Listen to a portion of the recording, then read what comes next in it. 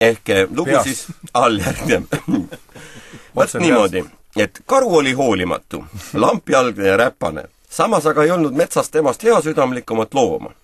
Aga teised märkasid vaid tema välimust, mille peale karu väga solvus.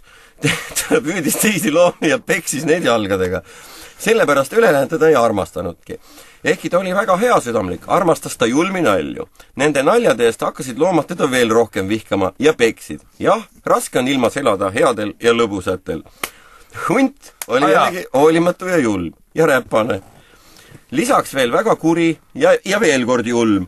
Aga loomad ei vihanud teda ja ei peksnud, sellepärast et hunt tuli ära juba varases nooruses, sest et karu sündis enne hunti.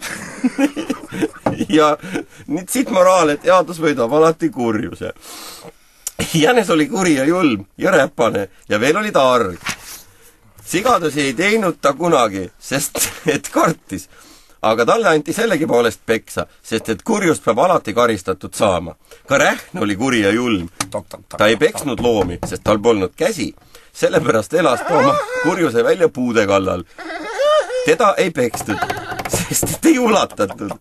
Ükskord muljus langev puude surnuks. Räägitakse, et see oli puu kättemaks. Peale seda ei julgenud loomad enam kuu aega puude vastu kudeda.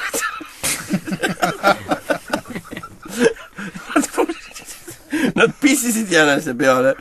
Jänes külmetas, jäi haigeks ja suri ära. Kõigil oli selge, et sellises jamas oli süüdi rähn. Aga teda ei puututud, sest ei saadud murdunud puu alt kätte. Ja vahel jääb kurjus ilma karistuseta. Mutt oli väike ja pime. Ta ei olnud kuri. Ta ei olnud kuri. Ta tegi lihtsalt hästi oma tööd. Tema selle puu alust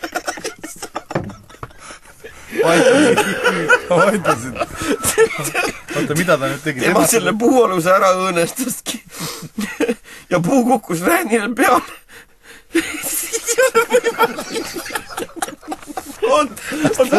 Ma ei kogunen. Sellest ei saanud keegi teada ja sellepärast ei antud talle peksta. Talle ainult üldse arva tappa. Tihedamini lihtsalt hirmutati. Aga teda oli väga raske hirmutada, sest ta oli ju pime ja ta ei näinud, et teda püüdi hirmutada. Kui teda ei õnnestunud hirmutada, siis muutusid loomad väga kurvaks ja andsid karule peksa. Sest neil oli nii väga kurb olla. Ühe korra tahtis ka karu mutt hirmutada. Aga mutt ei ehmunud, sest karu oli ta ära tapnud. Mida see karu oli?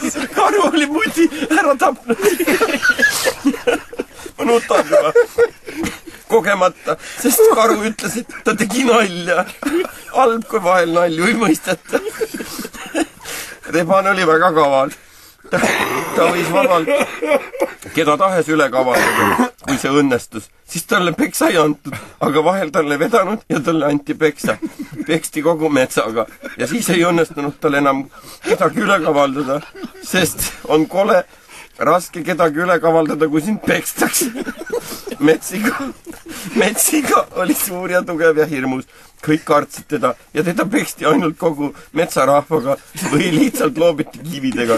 Metseale see ei meeldinud ja ühel ööl peitis ta kõik metsakivid ära.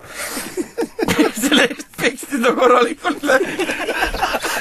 Rohkem ei peitnud ta enam kunagi kive.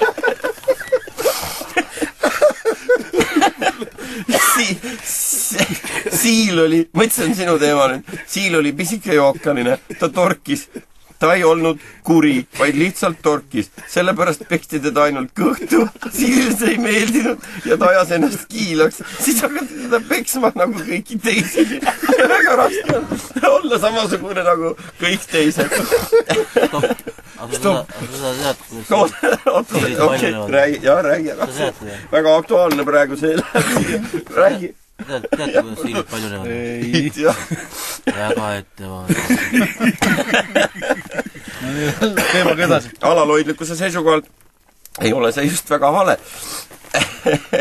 Oota, kui me nüüd pooleli jääme. Siil paljuneb väga ettevaatlikult.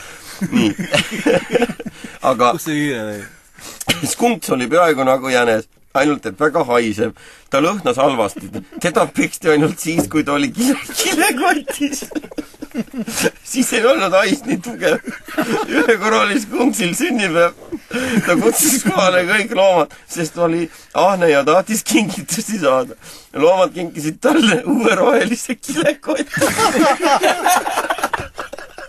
Ja peksid teda kuni teaduse kaotuseni. Ja skunks lämbus kilekotis ära. Nii ta maetigi kilekotis väga kauges metsas, sest et surnud skunks haiseb veel tugevamini. Pärast olid väga kauge metsaelanikud ja andsid kõigile korraliku keretäie, sest neile ei meeldinud surnud skunksi lõhn ja naabritega on vaja hästi läbi saada. Hamster oli väga ahne ja rikas. Kui ta vaid oleks oma rikkusi jaganud, siis poleks teda nii kõvasti pekstud, aga ta oli ahne. Sellepärast peksti teda kõvasti ja ta pidi ikka oma rikkusi jagama. Ja ta nuttis kibedalt. Ja ka rikkad nutavad. Et see on praegu oluline informatsioon, ma loodan. Kallis plaadikuulaja kirjutas selle endale kõrvara. Kui te kohe kõik ära ei anna, siis te nutate. Jah. Aga nii, nüüd me jõuame selles mõttes resümeeni, et lõvi oli loomade kuningas. Ta valitses metsa. Valitsejad ei olnud kombeks peksta. See oli seadus, aga loomadel oli puhui. Nad andsid lõvile peksa niisama, sest seal oli nii kombeks. Sest kõik said peksa. Ütleme niimoodi, et väga keeruline teema arendus praeguses situatsioonis. Põhimõtteliselt